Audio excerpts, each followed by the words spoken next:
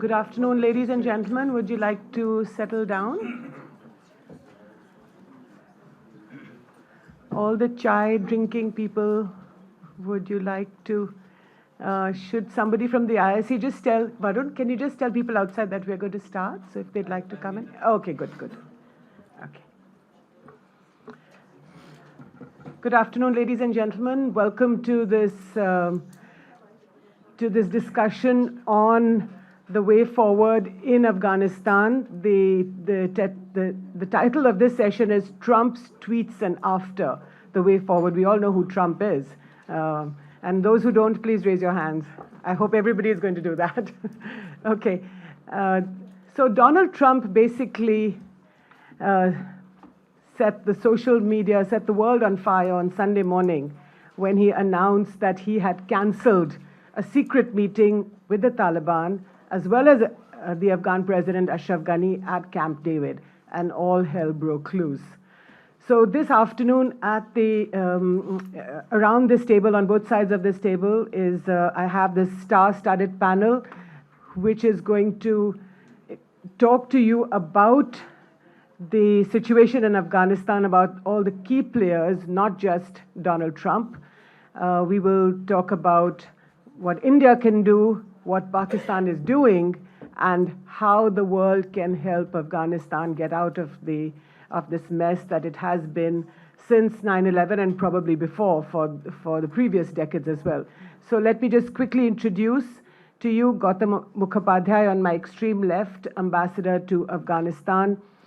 Jayant Prasad, India's ambassador to Afghanistan. In fact, Ambassador Prasad was in Kabul when the attack in 2008 on the Indian embassy, in which, as you know, the military attaché as well as an Indian diplomat was killed.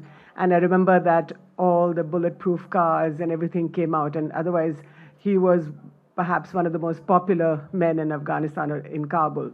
On my left, Ambassador Tahir Qadri, the charge d'affaires of the Afghan embassy in Delhi. On my right, on my immediate right, Saad Mohsini, the head of the Mobi Group, which is he's a media mogul, and the Mobi Group, you may know, owns Tolo News, or Tolo TV, Tolo News, which is this big media conglomerate and has really changed the face of the media in Afghanistan over the last 18, 19 years since 9/11.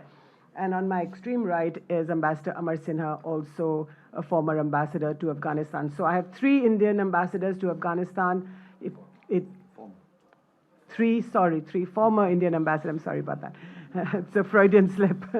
Three former Indian ambassadors to Afghanistan, a journalist, and a diplomat. You couldn't ask for more. Ambassador Qadri, may I ask you to first say a few words? Thank you so much.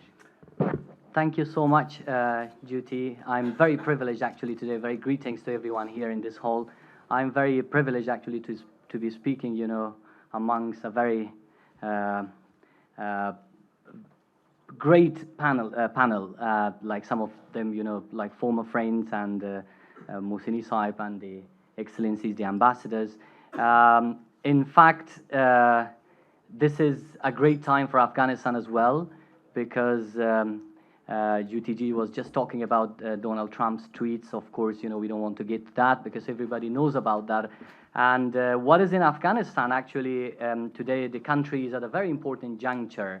And 2 days ago, I was speaking somewhere. In fact, it was the 9/11, where I said that, today marked a very important day in our life, in my generation's life. So in fact, what is happening today, perhaps one of the interesting points I want to bring about here is, the concerns that the Afghan people have today, especially the women, and the dedication of the Afghan government towards holding the peace talks and at the same time the elections as well. So while the country is facing with lots of challenges, but on the other hand, we have so many things to cherish as well. So we have got, as I said before, a very young and dynamic generation which looks forward, and they have a vision for the future. That is, I think, very promising for today's Afghanistan, which, despite lots of challenges, as I've always said, we have got that warrior DNA which in us, in many of the Afghans, which has made us survive through all these turbulent times. So what next options for Afghanistan? I think it's a very important question. And very difficult at the same time as well, because the players and the stakeholders are too many. So I think it is very difficult actually to predict what might happen next. But what I can surely and confidently say is that the Afghan government is very committed to holding the elections, because that is what we believe is the way forward, the democratic process, which shows the will of the Afghan people. The Afghan people, they have already, drawn up their red lines, and I'm sure we will be speaking in a few minutes about that as well. But the democratic values and the principles that we have, that is really important for us, for the younger generation of my generation, which, we have given a lot actually to come. We have come a very long way to where we are today. What I believe personally, in my personal capacity and my official capacity, is that the Taliban need to integrate into the Afghan community. So the Afghan government doesn't really want to compromise in terms of the principles and the values that we have. The constitution is the red line. The Islamic Republic of Afghanistan, the name is the red line. The women's rights, the freedom of expression, that Mohsini Saib is here, and he is, as you rightly put it, they have brought a revolution. I think that is a good example of how today's Afghanistan looks like.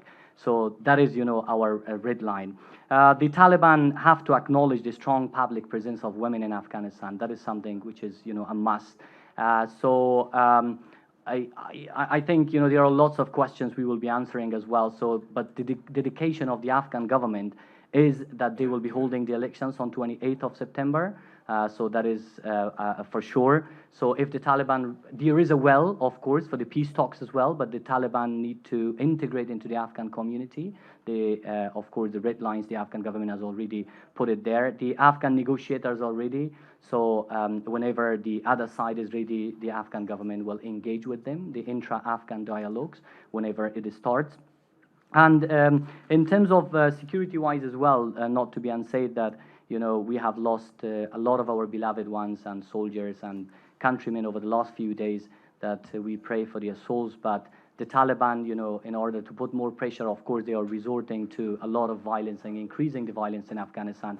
But that wouldn't, mean that the brave Afghan National Defense and Security Forces, they are reverting and they are standing and fighting in many front lines. And they pushed them back from Kunduz, and they took a couple of districts actually. For the first time that the Taliban, they were using and misusing the natural resources.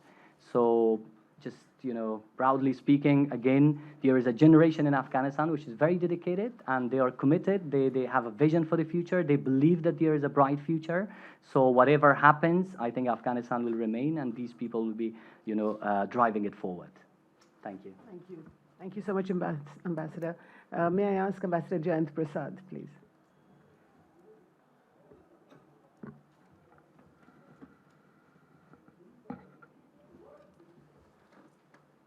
Thank you, Jyoti. I think you'll have to bear with my speech a little, because it's after a long gap that I'm speaking in public.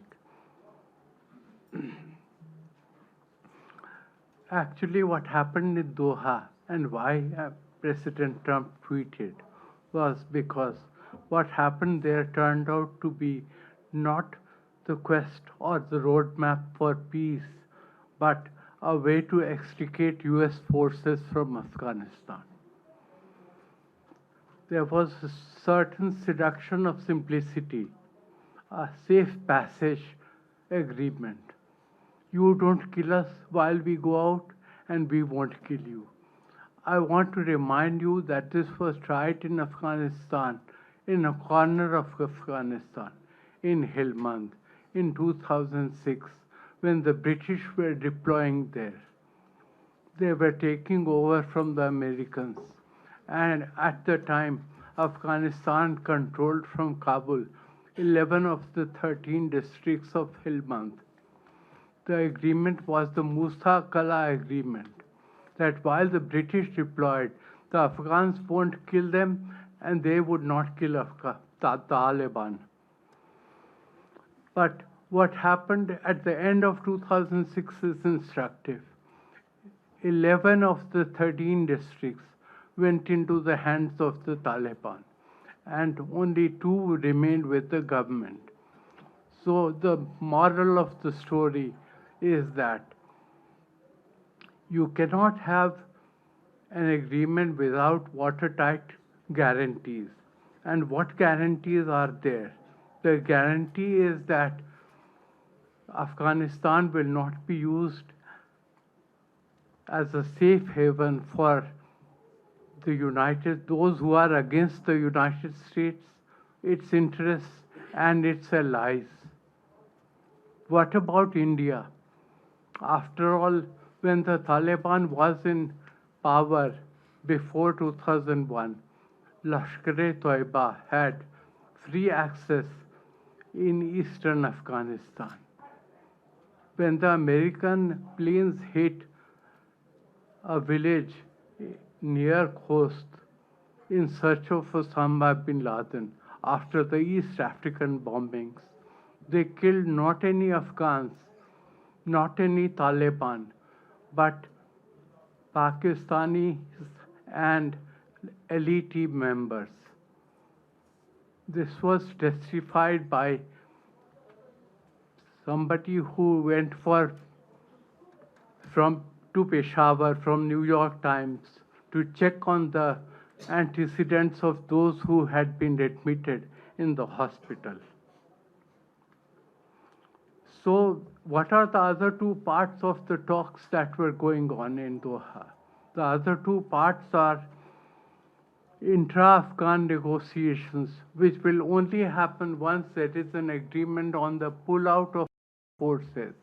And the last is ceasefire. It's easy for the Taliban to agree to a ceasefire, but even so, they did not agree, because a ceasefire can easily be reversed. So we'll see over the next few weeks or months how the negotiations will resume. I'm sure they will resume. I will quickly address what needs to be done. What are the options for Afghanistan? Everyone in Afghanistan, whether from the army or whether women's organizations or whether from the public, they want peace. They want an end to violence. This is a universal desire. So therefore, there has to be a way found for peace.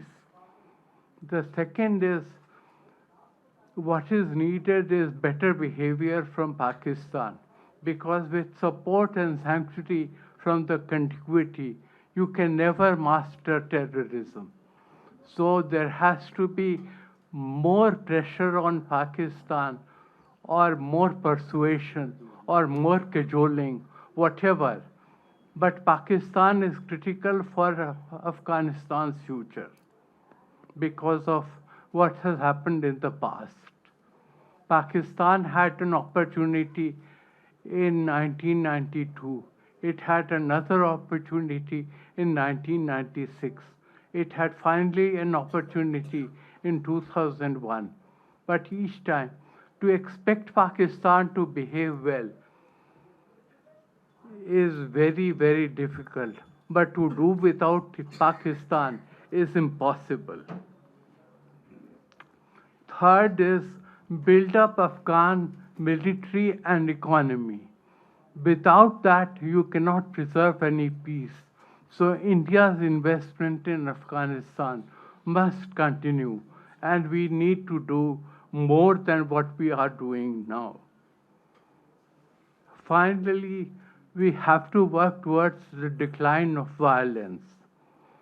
And there is a way to do that by conceiving of an Afghan constitution. It is really for Afghans to decide this, that allows for easier reintegration, more empowerment at the local level,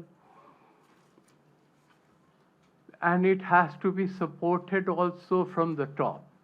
But without a bottoms-up approach also, which involves the people, there is very little chance that violence will decline.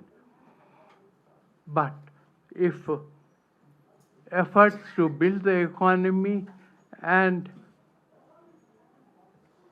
to work towards peace simultaneously continue, then there is maybe in the distant future, maybe in 2 to 4 years, we may see a more stabilized Afghanistan. Thank you. Thank you so much, Ambassador Prasad. Saad, may I turn to you and actually Ambassador Prasad's first sentence about the Doha talks, which is, he said it was a certain seduction of simplicity, you know, that the Taliban and the Americans are talking to each other and actually believe that they could broker an agreement. What do you make of this? Is it on? Yeah. Yes. So I just want to go back to 2016. President Trump had made a pledge to get the troops out of Afghanistan, and he was very committed to that. To an extent, he was talked out of it by General McMaster and security apparatus, General Mathis, General Kelly. And he pretty much acted against his instincts. But I think with time, he realized that he was wrong in his own mind.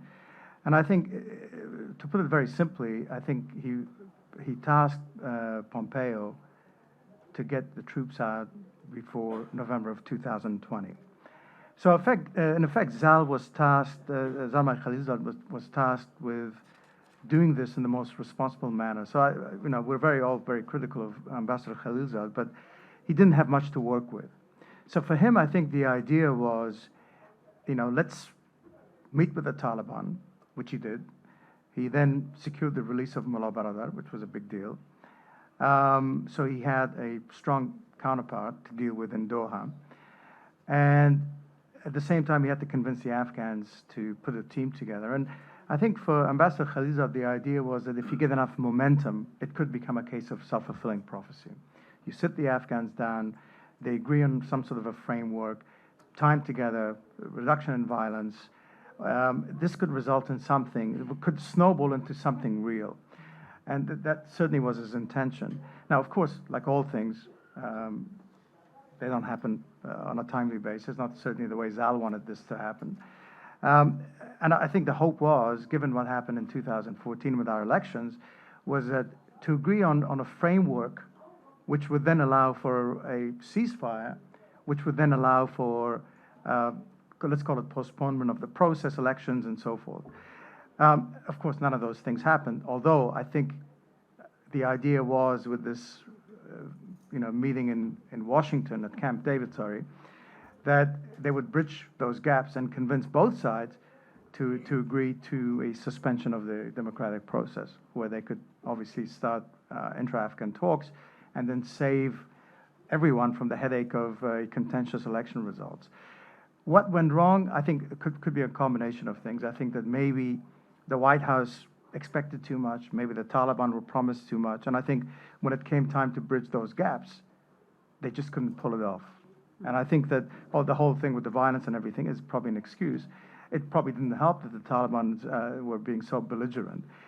But I think it certainly is a setback, temporary setback for Secretary Pompeo and Zalmay Khalilzad, in the sense that they wanted to deliver something before the elections.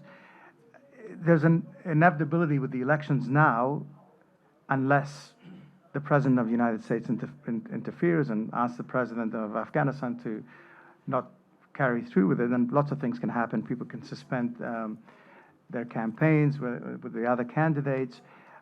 Security is an issue, apathy is an issue. We have 9 million odd voters who are registered. Only 3 million showed up at the parliamentary elections. I think we'll see less people show up. The technology doesn't particularly work well.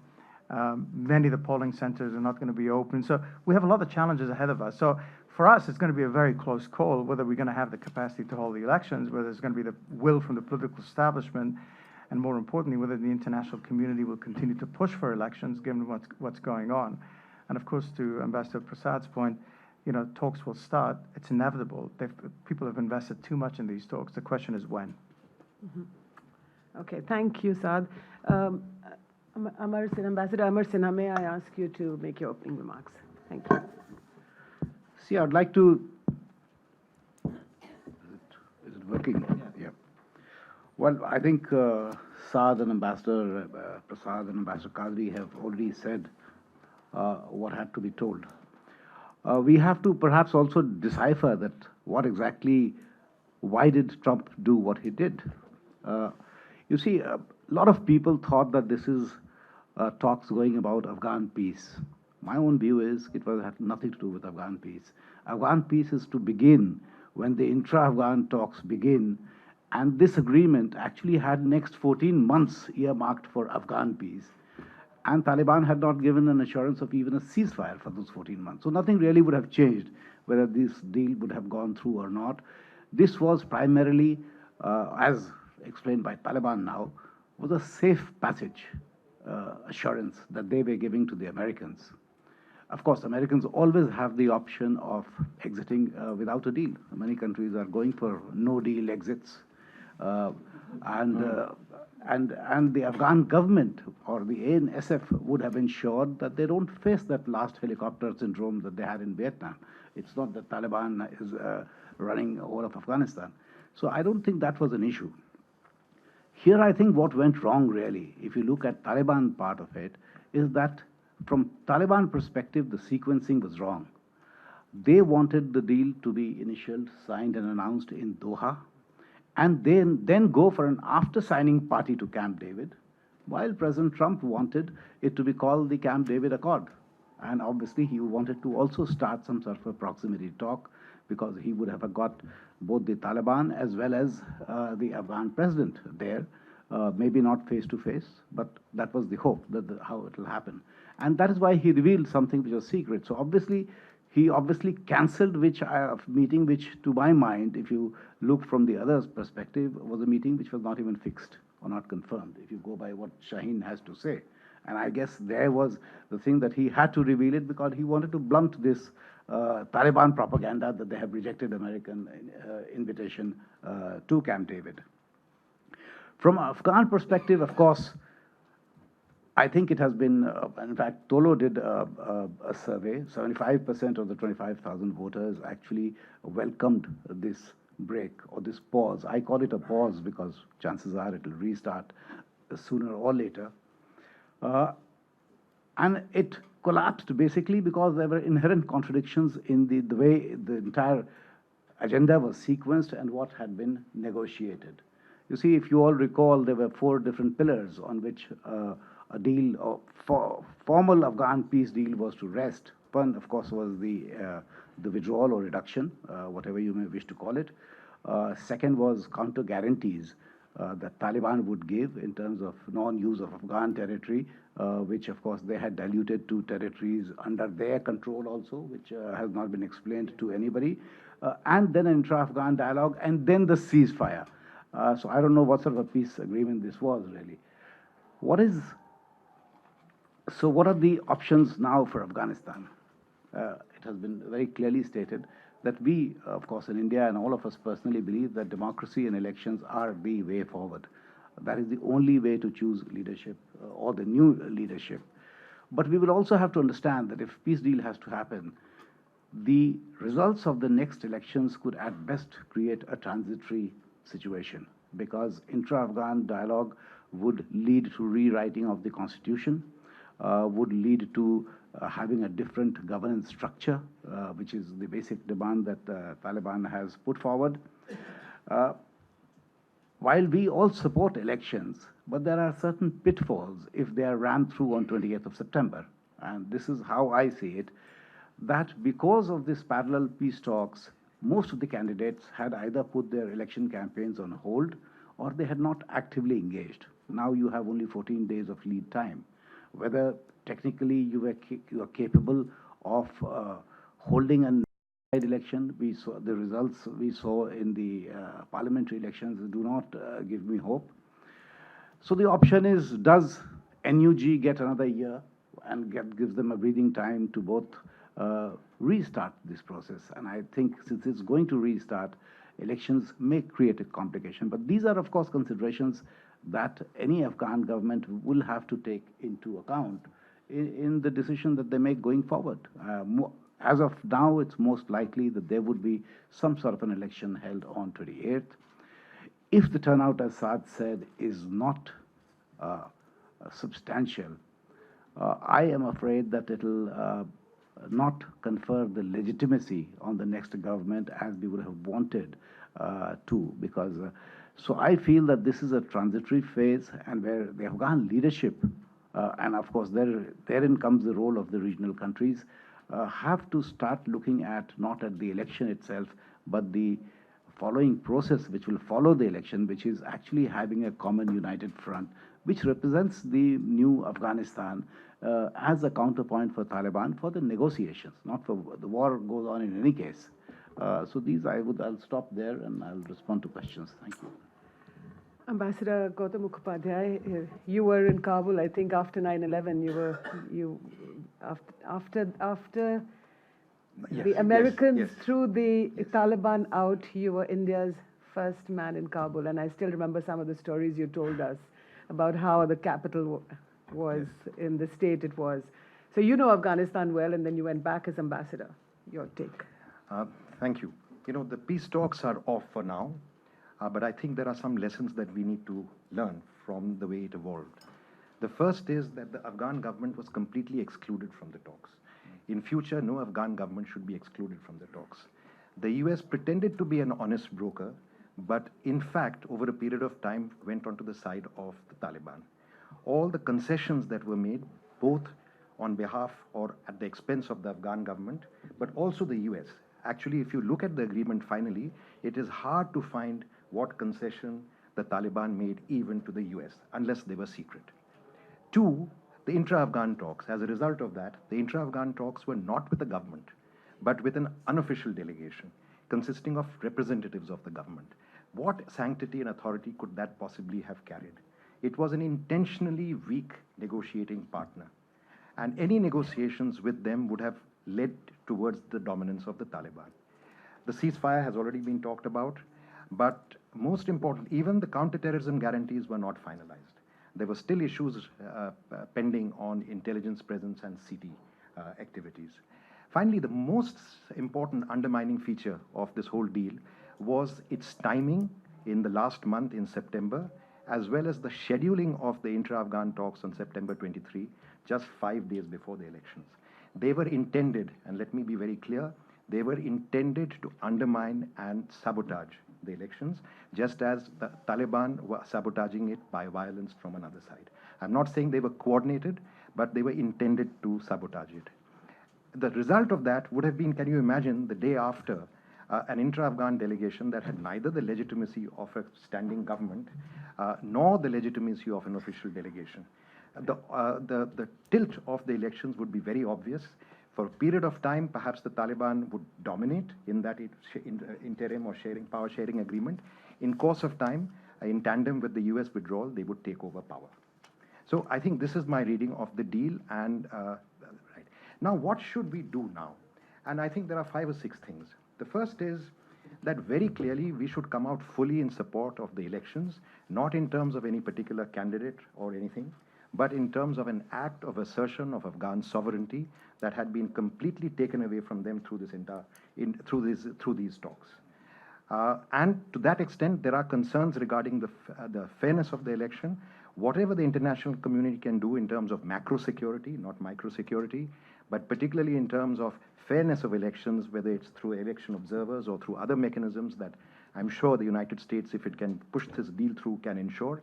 They should ensure so that the other participants are at least reassured that there will be a free and fair election. Anything else can happen after that. In fact, I personally feel that all Afghan nationals, if they are truly nationalists, should participate in this election for that reason alone. Second is intra-Afghan talks. It's very clear that intra-Afghan talks have to be with whatever the outcome of the elections is, the kind of delegation that they put up. And the Taliban may not wish to cooperate, may not wish to participate, but that should be a red line, as I think Ambassador Tahiri said. Now, the thing about that is that the international community's role in this process should be to prevail upon the Taliban, or actually insist on the Taliban that if they want to demonstrate their nationalism will not be demonstrated by killing other Afghans, by not having a ceasefire, but and by being closely associated with Pakistan. But they should demonstrate their nationalism not only vis-a-vis the United States, but also vis-a-vis Pakistan. The third thing is that now, of course, the Taliban government, the crucial sort of weakness of the Afghan government is that it lacks the resources to be able to pursue an independent policy, and it does not have it's totally dependent on the United States and NATO for its security. So two things must be done, that is in the longer term, which is that that there should be investments made, particularly in the Afghan mineral sector, in order to be able to generate the revenues that can allow the Afghan government to stand on its own feet. And as far as the military is concerned and the security forces, there should be a progressive Afghanization of the Afghan security forces at much lower budgets, taking the model of South Asian armies. In fact, that is inevitable, because if Trump could actually withdraw his troops, tomorrow he could even withdraw the budget. There are several other things that can be done, but for the time being, I think the important thing is elections. Whatever else happens after that, it's another matter.